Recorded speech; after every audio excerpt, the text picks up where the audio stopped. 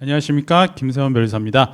뭐 학원에서 이상한 거 달아줬네요. 그래서 이걸 뭐 달고 하는데 네, 약간 어색합니다. 자, 올해도 이제 그 2024년 그 61회 변리사 시험 2차를 이제 대비하기 위해서 저희 커리큘럼을 소개시켜 드리고자 영상을 촬영하게 되었습니다. 자, 그래서 이제 2차 시험 대비 커리큘럼이고요. 전체 강의의 목표를 조금 말씀드리면서 작년에 비해서 이제 올해 조금 개선되고 이제 다음 시험 이제 내년도 시험을 대비할 때 조금 개선되고 변화된 점을 조금 설명을 드리고자 합니다. 자, 일단은요. 모든 이제 2024년도 60일의 변리사 2차 시험을 대비하면서 하는 이제 모든 강의는 2차 시험을 일단 잘 보게 하는 것을 목표로 합니다. 2차 시험을 잘 보게 하는 것을 목표로 하고요. 그다음에 두 번째는요. 적중을 목표로 합니다. 그래서 2차 시험은 항상 적중도가 또 조금 더 중요하기 때문에 적중을 또 목표로 하고요. 그다음에 뭐 이제 여러분들 합격하셔가지고 산업발전 이바지 하시라라는 차원에서 이런 것을 가져왔습니다. 자, 그래서 이제 제가 조금 설명을 드리고자 하는 건요. 2차 시험을 잘 보게 하는 것은 이제 여러분들께서 어떤 관점을 가지고 가셔야 되냐라고 했을 때 두 가지 요소가 필요하다고 생각을 합니다. 자, 일단은요. 첫 번째는 개념의 촘촘한 이해입니다. 네, 개념의 촘촘한 이해가 필요하고요. 그다음에 두 번째는요. 개념을 이제 이해만 한 것으로는 부족하고 암기를 해서 답안지를 잘 쓰셔야 됩니다. 답안지를 잘 쓰셔야 되는 거예요. 그래서 제 강의의 목표는 딱 이거 두 가지가 가장 크다라고 보시면 되겠습니다. 이 두 가지가 일단 가장 우선적인 목표예요.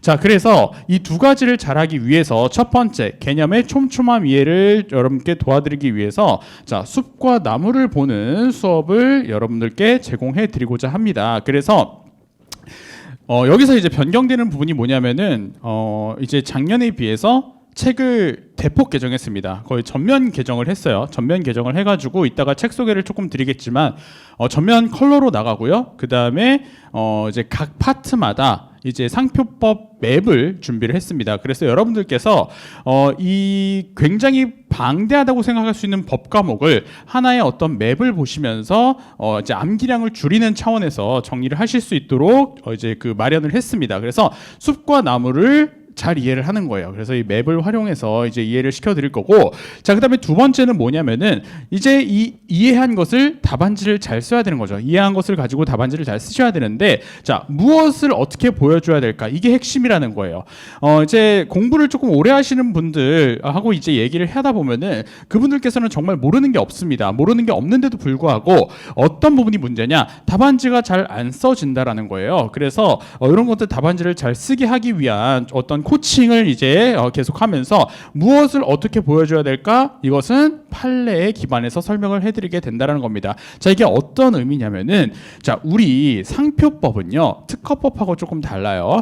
특허법하고 다른 점이 뭐냐면은 실무랑 여러분들이 배우는 지금 이제 그 GS 쓰시는 거 있지 않습니까? 그게 거의 동일합니다. 거의 동일하기 때문에 GS 쓰시는 거 가지고 사실상 판례가 만들어지는 것처럼 이제 이해를 하셔도 되는 거예요. 왜 그러냐면은 우리가 상표 실무를 하실 때 뭐 의견서를 쓴다든지 심판 청구서를 쓴다든지 아니면은 심결 취소 소송에 소장을 쓴다든지 할 때 그런 것들이 전부 다 판단되어서 판례로 결과가 나오는 거잖아요. 그래서 이 판례의 구조를 잘 아시는 것이 답안지를 잘 쓰게 된다라는 것으로 여러분들이 이해하셔도 된다라는 것입니다. 그래서 이 두 가지를 여러분들께 보여드리기 위해서 책을 대폭 개정을 했어요. 그래서 전체 강의의 목표는 일단 제일 첫 번째 2차 시험을 잘 보게 하는 것이다. 그러기 위해서 개념의 촘촘한 이해를 도와드릴 거고요. 그 다음에 답안지를 잘 쓰게끔 만들어 드릴 거다라는 것입니다. 자, 그래서 일단은 맵에 대해서 조금 설명을 드리면은 올 컬러로 이제 이렇게 맵이 제공이 될 겁니다. 각 책에 포함이 될 거고요. 여러분들께 제공해드리는 필기 노트에도 다 포함이 될 거예요. 자, 그래서 이런 식으로 맵을 작성을 한 다음에 지금 보시면은 이렇게 초록색 부분들이 있죠. 자, 초록색 부분들 이런 부분들이 전부 다 시험에서 나올 수 있는 요소들이라는 거예요. 자, 그러면은 우리는 어떻게 공부를 해야 되겠습니까? 이 안에 어떠한 판례들이 존재를 하고 있는지 이걸 공부를 하시면 되겠죠. 그런 것들을 카테고리화 해가지고 한눈에 보기 쉽도록 그리고 이런 맵을 보면서 여러분들이 암기를 이제 조금 수월하게 할 수 있도록 도와드릴 거고요. 자, 그 다음에 두 번째는 뭐냐면은 판례를 이제 여러분들께 답안지를 잘 쓰게 하기 위해서 판례의 구조를 이제 공부시켜 드릴 텐데 자, 판례에는요, 세 가지 요소가 있습니다. 자, 세 가지 요소가 있는데, 첫 번째는 뭐냐면은, 판례 구조를 보면은 판시사항이 있고요. 그 다음에 두 번째는요, 판결 요지가 있고요. 그 다음에 세 번째는요, 판결 이유가 있습니다.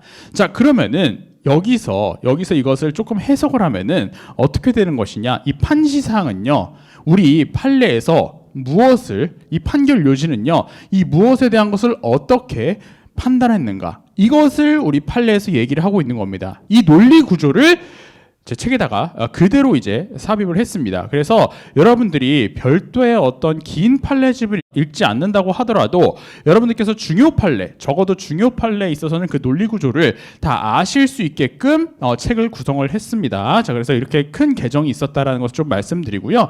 자, 그 다음에 이 판결 이유는 뭐랑 연결이 되냐면은 바로 이 핵심적 사실관계랑 연결이 됩니다. 자, 이러한 판결 요지가, 즉 이러한 법리가 나오게 된 계기는요, 어떠한 사실관계 때문에 그렇게 판단이 되었는가, 이게 중요하게 조금 여러분들이 공부를 하셔야 된다는 겁니다. 작년에 아니네요. 요번 지난 시험에 제가 적중을 좀 많이 했습니다. 좀 많이 했는데 이제 많은 연락들이 와요. 정말 저 때문에 딱 시험을 봤을 때 당황하지 않고 쓸 수 있었다. 물론 합격 여부는 이제 합격자 발표일 당일에 알 수 있는 거겠지만 어쨌든 간에 상표법 답안지는 잘 썼다라는 분들의 어떤 인사를 많이 받았는데요. 그분들께서 종종 물어봅니다. 어떻게 이렇게 문제를 맞출 수가 있었냐라고 했을 때 바로 요것 때문이에요. 사실 핵심적 사실관계입니다. 자, 이 핵심적 사실관계는 뭐냐면은 판례에서요, 어떤 부분이 사실관계가 독특하기 때문에, 또는 어떤 부분의 사실관계가 굉장히 전에 없던 거기 때문에, 새롭게 발생된 어떤 사실관계이기 때문에 이러한 경우에는 어떻게 법리를 전개해야 될까라고 고심한 끝에 내려진 결과를 의미합니다. 그렇죠? 자, 그렇기 때문에 이런 핵심적 사실관계 때문에 이런 법리가 나오게 되는 것이고, 그렇기 때문에 이 어떤 사실관계 때문에, 즉 이 어떤 사실관계가 무엇인지를 여러분들이 한 단어 한 문장으로 정리하시는 게 중요하다라는 거예요. 예를 들면은 지난 60회 변리사 시험에 나왔던 2번 문제에서 우리 마스미 판례가 나왔죠. 자, 그런데 거기서 핵심적 사실관계는 뭐겠습니까? 네, 유통을 할 때 생산자 라벨 부착 방식으로 유통을 하자라고 제안한 것, 그게 핵심적 사실관계입니다. 그렇기 때문에 저는 나중에 설명드리겠지만 GS 낼 때도 그 문구를 그냥 그대로 영어를 포함해서 낼 수밖에 없었고, 그러다 보니까 그냥 맞춘 것처럼 된 거예요. 예, 우연이 아니라는 겁니다. 자, 그래서 이제 여러분들께 이런 핵심적 사실관계에 대해서 조금 심도 있게 설명을 드릴 거고요. 그러기 위해서 중요한 판례들은 이렇게 책에 전부 다, 이게 책 제가 지금 이제 개정하고 있는 것에 대한 예시인데, 책에 전부 다 이렇게 사실관계가 들어간 도식화, 중요 판례에 대해서요. 중요 판례에 대해서 도식화 자료가 들어가게 될 겁니다. 그래서 여러분들이 너무나도 어렵게 글로만 읽어가지고 사실관계가 이해가 안 됐었는데, 그냥 이런 그림을 보고서 여기서 핵심적 사실관계를 추출을 하고, 그래서 나중에 여러분들이 판례를 보실 때 판례에서 쉽게 이해가 될 수 있게끔 원활하게 구성을 하고 있습니다. 그래서 이제 새로 개정되는 책에는 기본 법리와 그 다음에 중요 판례를요 구분을 해서 다 표시를 해놨어요. 기본 법리 같은 경우는 시험에 언제라도 나올 수가 있는 거죠. 사실관계가 중요한 게 아니라 이제 옛날부터 너무나도 이제 그냥 정설처럼 이제 법리가 전개되다 보니까 수험생이라면은, 그리고 여러분들이 변리사가 된다라고 하면은 당연히 알아야 될 법리, 어떨 때 쓰이겠어요? 사례형 문제에서 많이 쓰이겠죠. 네, 그럴 때 쓰이는 법리를 표시를 하고요. 그 다음에 최신 판례고요. 최신 판례가 아니더라도 우리 학계에서 너무나도 중요하게 다뤄지고 있는 거고요. 그런 것들은 기본적인 사실관계, 핵심적 사실관계를 아셔야 되겠죠. 그런 것들은 다 표시를 해가지고 이렇게 도식화를 하는 방식으로 책을 구성을 했습니다. 그래서 사실관계를 참조해야 되는 판례를 표시하고요. 그 다음에 도식화를 했으니까 여러분들의 이해가 조금 쉬워질 거라고 판단이 됩니다. 자, 그래서 일단은 이렇게 첫 번째 목표, 2차 시험을 잘 보게 하는 것은요, 일단 제 기본서 자체를 이렇게 아예 정말 그냥 개관천선 해가지고 개정을 해서 여러분들께 좀 좋은 강의를 제공해드리고자 하는 거고요. 자, 그 다음에 두 번째는요, 저는 다음 시험에도 적중을 할 겁니다. 적중을 할 거라고 자신 있게 말씀드리는 이유는 뭐냐면은, 시험에 나올 것은 정해져 있어요. 왜? 상표법을 다 가르쳐 드릴 거기 때문에.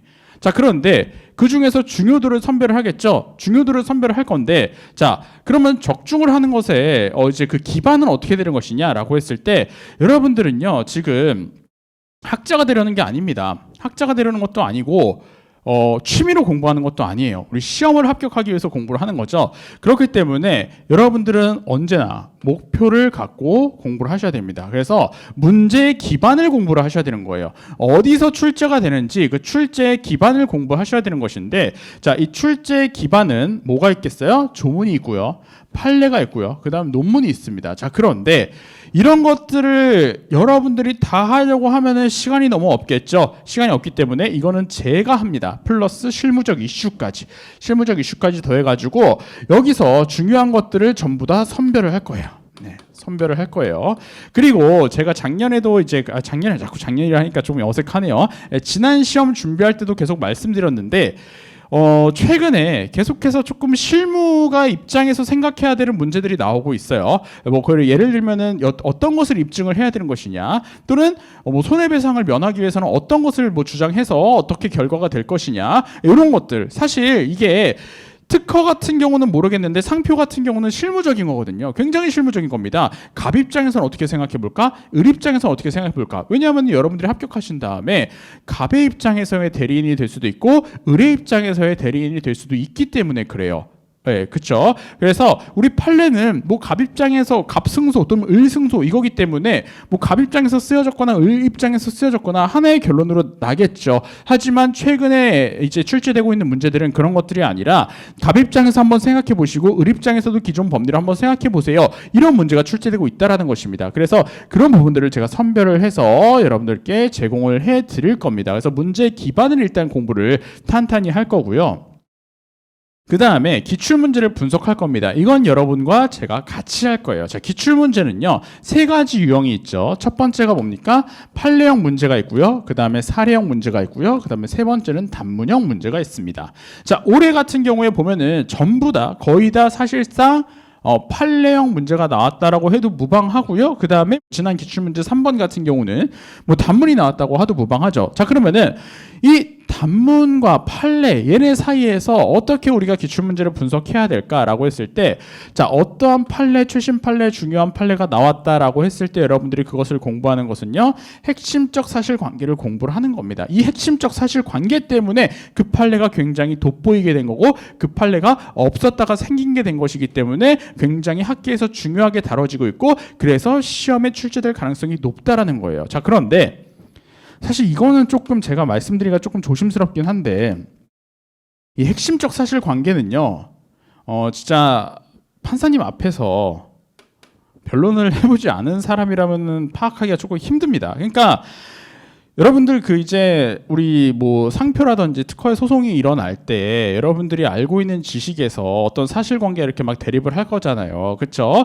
뭐 이제 판례를 보면은 사실관계가 굉장히 길죠. 그 사실관계 중에 그 사실관계가 10이라고 하면은 그 중에 거의 80% 정도의 시간은 이 핵심적 사실관계에서 누가 맞냐, 너가 맞냐, 내가 맞냐, 이거에서 어떻게 판단돼야 되냐, 이걸로 싸웁니다. 그런데 사실 뭐 이거 뭐 심판 청구서나 소장이 어떻게 생긴지도 모르는 분이 이거를 파악할 수 있을까? 예, 그거는 저는 사실 의문이라고 봅니다. 아무튼 간에 이 핵심적 사실관계에 기반해서 판례가 이제 선고가 될 거고, 이 판례가 다시 핵심적 사실관계를 기반해서 문제화될 거기 때문에, 자, 이 문제를 여러분들이 이제 공부를 하게 된다는 거예요. 즉 판례와 이 문제의 연결점을 우리가 공부를 하게 될 거라는 것이고요. 사례 같은 경우는 전형적인 틀이 있죠. 이 전형적인 틀을 공부를 하게 될 것이고, 단문 같은 경우는요, 사실관계가 딱히 중요하지 않는다고 하더라도 그냥 그 법리에서 설치하고 있는 요소라든지 판단 방법이 너무 중요하기 때문에 이 판례의 중요 법리를 여러분들이 공부를 하게 된다라고 보시면 되겠습니다. 자, 그래서 이 전체 강의의 목표 일단 두 가지죠. 뭐예요? 2차 시험을 잘 보게 하는 것, 그 다음에 적중하게 하는 것. 좀 말이 중언부언 조금 꼬이긴 했지만 여러분들께 제공해드리고자 하는 것은 이 목표 두 가지라는 겁니다. 그래서 이 두 가지에 부합하게끔 책 개정이 이루어졌습니다. 자, 그래서 일단 적중 사례 제가 뭐 설명을 제 입으로 뭐 하기 뭐 그렇지만은 좀 설명을 드리면은, 콜라보 제가 이제 지난 60회 대비 때 콜라보에서 이렇게 침해금지 청구 소송 그리고 손해배상 청구의 인용 가능성 이렇게 문제를 냈죠. 왜 이렇게 문제를 냈겠습니까? 데이터 팩토리 판례에서 핵심적 사실관계는 뭘까요? 핵심적 사실관계는 저촉 관계라는 것이죠. 저촉 관계에 대해서 침해를 인정했다. 이게 핵심적 사실 관계입니다. 그쵸? 자, 그러면 이 핵심적 사실 관계에서 여러분들이 뭘 공부를 하셔야 되는 것이냐? 전원합의체 판례니까 변경된 법리와 변경되지 않은 법리를 공부를 하셔야 되는 거예요. 변경된 법리 뭐예요? 침해 여부 판단. 변경되지 않은 법리 뭐예요? 손해배상 청구. 그렇기 때문에 침해로 판단될 수 있어도 항변을 잘한다라면은 손해배상 청구에 대해서는 우리가 인용되지 않을 수가 있다라는 것이죠. 자, 그런 취지에서 문제를 출제를 했었고, 실제 작년 문제, 올해 그 60회 문제죠. 자, 보시면은 어떻게 나왔어요? 설문 1번 침해 여부에 대해서 논하는 거죠. 유사 판단 기준과 방법에 대한 법리를 논하고, 의뢰 주장이 뭡니까? 의뢰 주장의 타당성 논하라고 했으니까 침해에 해당하지 않는다. 즉 침해 여부에 대해서 논해보고 설문 1번. 설문 2번 손해배상 청구 소송에서 어떻게 과실 입증 책임 해가지고 벗어날 수 있는지 요거 이제 써보라는 것이죠. 2번 문제 보시면은 자, 콜라보 4번 제가 4회 때 1번으로 문제가 출제를 했었는데, 자, 핵심적 사실관계 그대로 들어갔죠. 유통업체 상표 방식, 프라이빗 라벨 방식으로 이제 그 가배 출처물 표시해서 사용하자는 제안을 했는데 거절당한 거예요. 이 거절당한 거에서 어떤 것을 뽑아냈었어야 돼요? 20호에서 이것을 계약관계 등을 통해서 타인이 사용 준비 중인 상표임을 알면서 사용한 것인지를 입증해야 되는 문제점이 도출된 거죠. 그렇기 때문에 당연히 뭡니까? 기출문제 2번 문제에서 똑같이 이거 똑같은 거야. 그냥 너무 똑같죠? 네, 이렇게 제안을 해가지고 결국에는 13호, 20호 다 물어보게 되는 거. 그 다음에 이해관계인 요거까지 똑같이 문제가 출제했었죠. 그다음에 3번 문제도 마찬가지예요. 저는 이렇게 출제를 했었는데 사식치가 나오면은 판단하고 있는 요소들이 너무 많기 때문에 뭐가 나올 수가 있다고 말씀드렸냐면은 실전 GS 5회 때 문제가 출제를 한 건데, 등록 요건, 등록받을 수 있는 방안에서 이 판단 방법, 그렇죠? 그 다음에 여기서 뭐예요? 권리범위 판단에서의 어떠한 지위를 갖게 되는지, 권리범위 심판의 결과, 이렇게 문제를 출제를 했었는데 아니나 다를까 기출문제 같은 경우도 설문 1번, 2번 같은 경우는 사용에 의한 식별력 취득에 있어서 등록요건 판단 시의 판단 방법과 판단 기준수라고 나왔고요. 설문 3번 같은 경우는 뭡니까? 권리범위학의 심판에서 권리범위를 판단할 때 효력 제한 사유 적용되니 안 되니 요거 문제가 나온 것이죠. 당연한 겁니다. 자, 그 다음에 실전 문제 제가 2회 때 사문에서 이거는 문제는 출제를 안 했어요. 문제를 출제 안 한 이유는 기출이 너무나도 명백히 나와 있었기 때문에 자료로 그냥 드렸습니다. 그래서 올해도 GS 때 이따 설명드리겠지만 자료를 다 나눠 드릴 건데, 기출문제에서 어떻게 되어 있었습니까? 이거 기출문제 설명드렸었습니다. 설문 1번, 2번 권리 소진에 대한 거 3번까지 이제 설명드리면서, 자, 얘 같은 경우 뭡니까? 을주장의 타당성에 대해서 논했고요. 그 다음에 여기서는요, 침해 여부에 대해서 논했죠. 똑같이 나옵니다.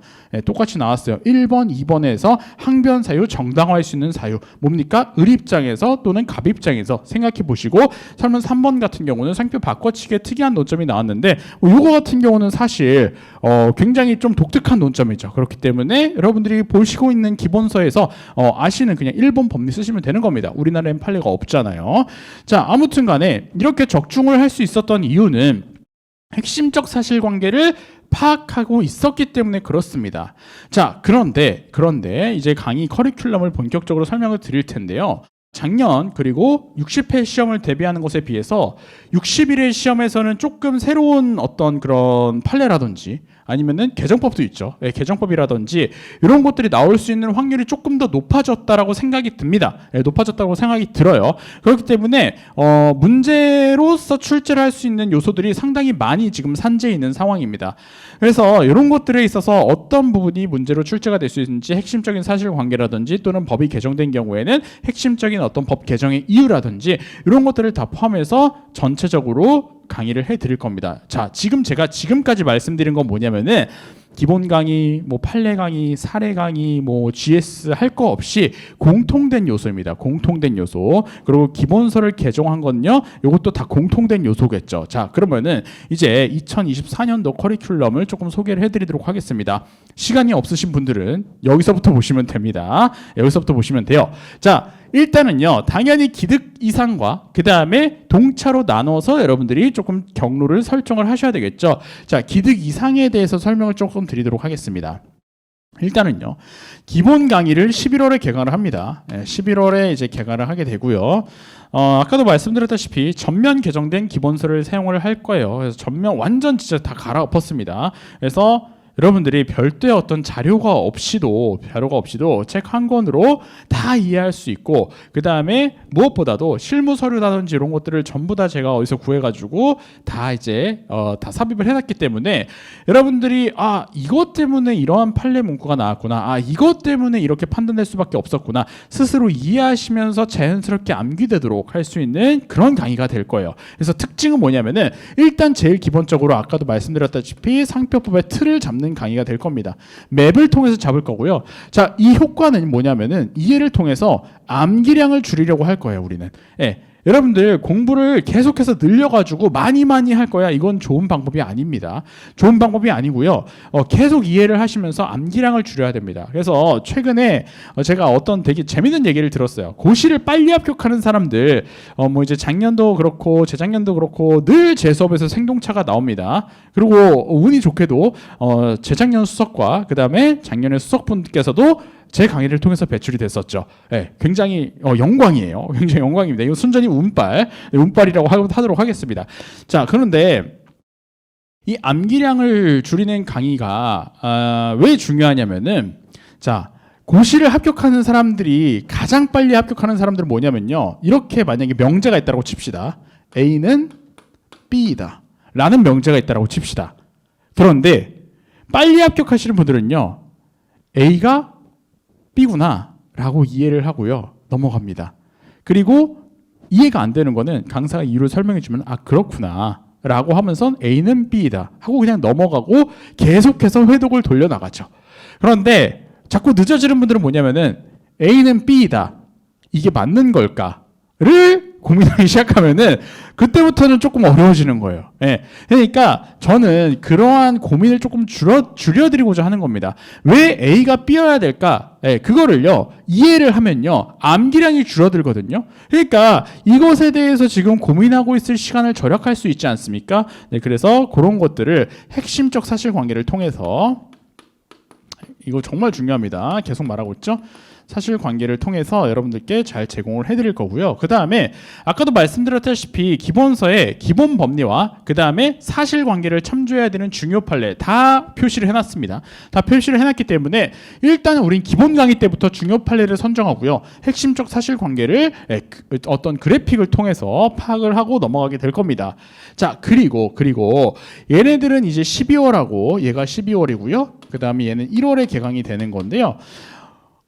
연결이 돼야 되겠죠. 기본 강의 들은 다음에 나 상표 잘 알아, 그게 아니라 이걸 가지고 우리가 기출문제를 잘 풀어볼 수 있어야 되지 않습니까? 기출문제는 항상 수험생들의 목표입니다. 자, 그래서 12월에는요 판례 및 기출 사례 강의를 할 겁니다. 이 10회로 구성이 되고요.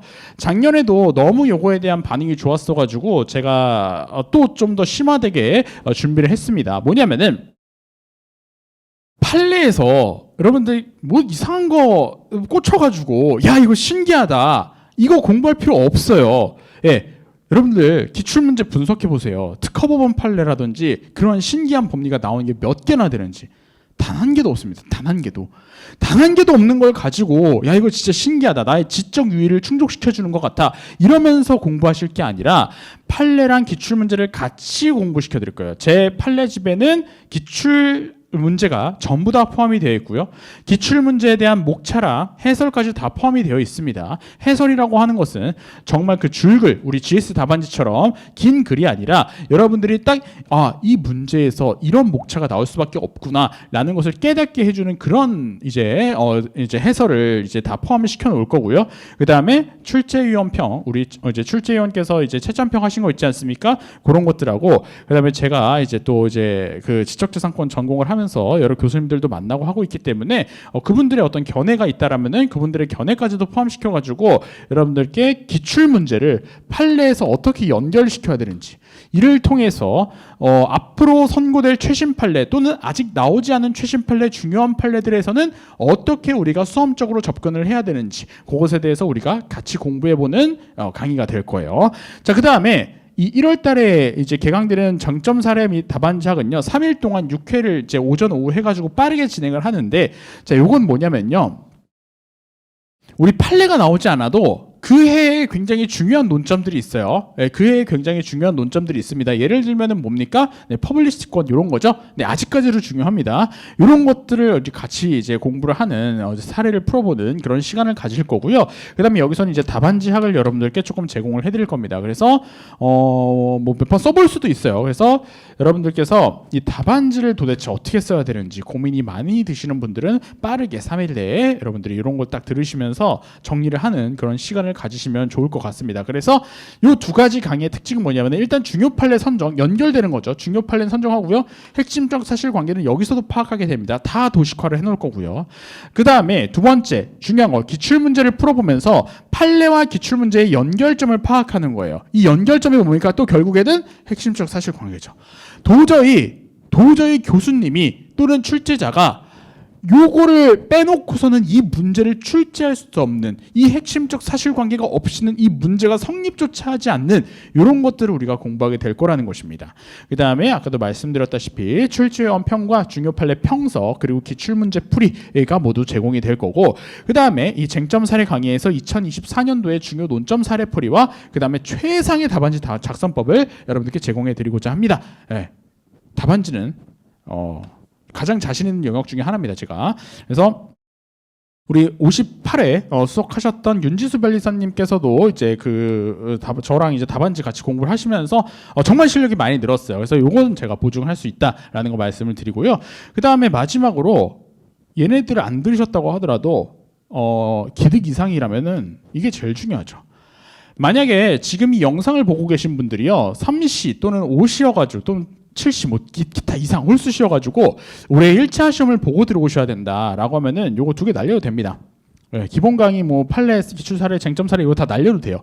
하지만 이건 꼭 들어야죠. 네, 실전 GS는 꼭 들으셔야 됩니다. 그래서 이제 내년도에 이제 실전 GS를 기획을 하면서 뭐 A형, B형 할 수도 있고요. 예전처럼 콜라보 할 수도 있는데 그거는 이제 어떠한 논점들이 많이 지금 산재해 있는지에 따라서 좀 달라질 것 같습니다.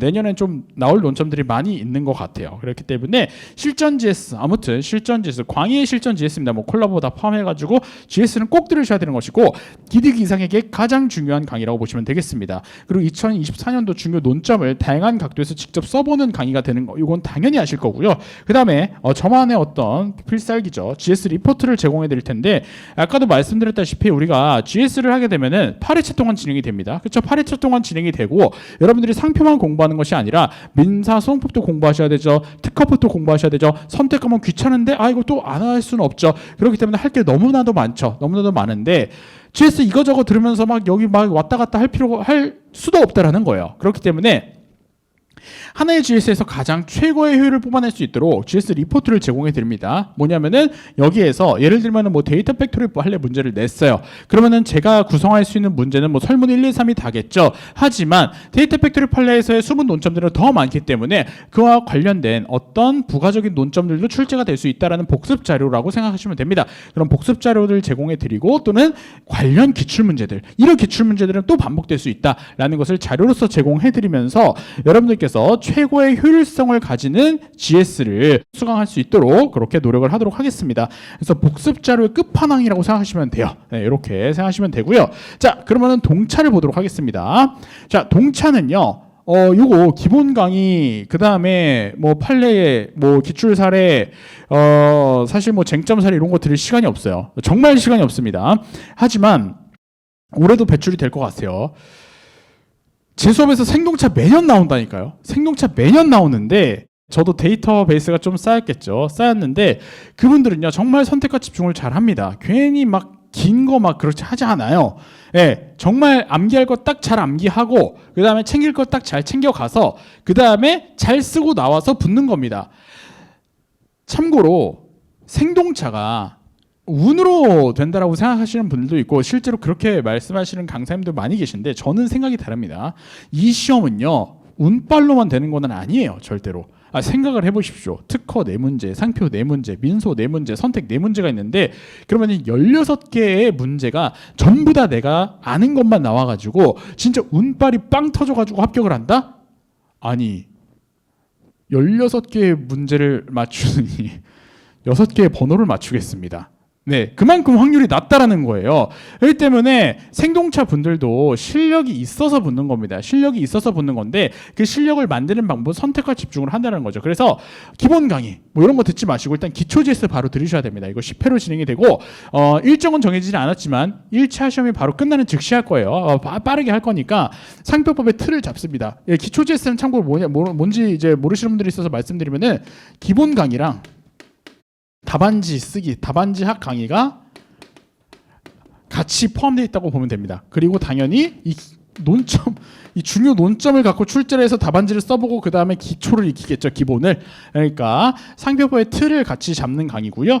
기본 강의의 그 핵심적인 어떤 그런 특징이 압축되어서 현출되는 강의라고 보시면 되겠습니다. 이해를 통한 암기량을 줄이는 강의가 될 거고, 당연히 동차생 분들께서는 중요한 거 위주로 하셔야 되니까 중요 판례 선정하고요, 핵심적 사실관계 파악하는 강의가 될 겁니다. 그리고 2024년도에 중요 논점 사례풀이를 하고요, 최상의 답안지 작성법을 같이 익히게 될 겁니다.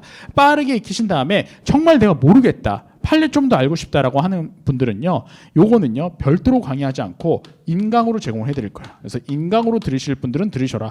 특징은 기득하고 똑같아요. 중요 판례를 선정하고요, 핵심적 사실관계 파악하실 거고요, 기출문제를 풀어보면서 판례와 기출문제의 연결점을 파악하실 거고요, 출제원 평과 중요 판례 평서 그리고 기출문제 풀이를 연결시키면서 이거 학원 강사들 말고 교수님들 출제자급은 이런 거를 중요하게 생각하고 있구나, 이런 것들을 느껴보는 시간이 될 겁니다.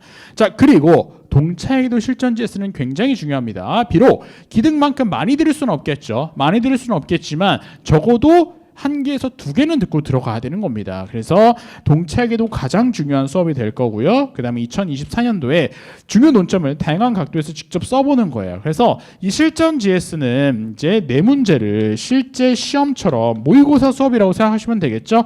모의고사 수업처럼 여러분들이 써보고 강평 들으시고 하는 건데, 기득하고 다를 거 없습니다. GS 리포트 재료 제공해드리면서 최상의 복습 자료를 제공해드림으로써 여러분들이 어떠한 논점을 배울 때 다양한 각도에서 바라보고 여기서 이런 문제가 나올 수가 있고 이런 것들을 스스로 깨닫게끔 하는 그런 강의가 될 겁니다.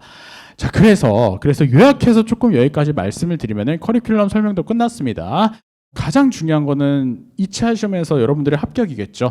그렇기 때문에 여러분들이 2차 시험은 잘 보게 하는 것이 제1의 목적이고, 그러기 위해서 저는 적중을 할 겁니다. 네, 내년에도 적중을 할 거예요. 적중을 할 건데, 그러기 위해서는 쉽지 않다라는 거예요. 네, 쉽지 않습니다. 뭐 힘든 시간이 되겠지만 잘 따라오신다라면은, 이 커리큘럼대로 잘 따라오신다라면은 상표에 있어서는, 적어도 상표에 있어서는 절대 후회가 없을 것이다. 그리고 당연히 하셔야 된다. 네. 뭐 GS를 많이 듣죠. 네, 제 GS를 많이 듣습니다. 아무튼 무조건 들으셔야 된다라는 겁니다. 그래서 마지막에 뭐 이거 좋은 말로 마무리하도록 하겠습니다. 얼마 전에 책에서 읽었는데 멋있어서 가져왔어요. 자신이 할 수 있다고 생각하는 것보다 많은 일을 할 수 있는 사람은 없습니다. 네, 헨리 포드라는 분이 말씀을 하셨네요. 마찬가지입니다. 지금 이 영상을 보고 계신 분들이 1차 시험을 준비하고 계실 수도 있고요, 또는 기득으로 넘어가시는 분들이 계실 수도 있습니다. 하지만 여러분들 2024년 60일의 변리사 시험에는요, 무조건 합격한다라고 생각하는 사람만 합격을 합니다. 어떤 강의를 선택하든지 그 이전에 여러분들께 가장 중요한 거는 합격하겠다는 마음을 먹는 거예요. 네, 내년엔 꼭 합격한다. 네, 60일의 때는 무조건 합격한다 라는 마음을 먹고 그에 따른 계획을 세우세요. 그에 따른 계획을 세우시고 그 계획을 실천하시면 됩니다. 그래서 여러분들은 다 할 수 있어요. 다 할 수 있으니까 제 수업을 들으신다라면은 상표에서는 적어도 정말 50점 이상을 목표로 해서 여러분들께 양질의 수업을 제공해 드릴 수 있도록 저도 노력하도록 하겠습니다. 그래서 뭐 긴 설명 영상 들어주시느라 고생 많이 하셨고, 수업에서 뵙도록 하겠습니다. 네, 수고하셨습니다.